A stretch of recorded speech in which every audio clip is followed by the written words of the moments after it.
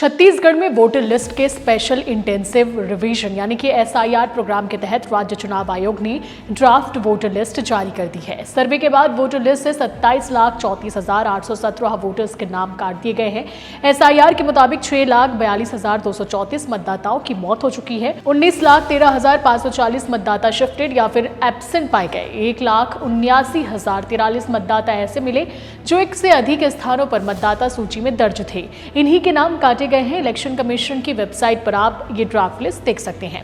बता दें कि 7 नवंबर से शुरू हुई ये प्रक्रिया लगभग 45 दिन तक चली, जिसमें हजारों बूथ लेवल अधिकारियों ने घर घर जाकर मतदाताओं का भौतिक सत्यापन किया है। जिन लोगों के नाम ड्राफ्ट लिस्ट में नहीं है उन्हें इलेक्शन कमीशन की तरफ से नोटिस देकर अपने नाम दोबारा जुड़वाने का अवसर दिया जाएगा। दावे और आपत्तियां 23 दिसंबर 2025 से 22 जनवरी 2026 तक जमा की जा सकती है।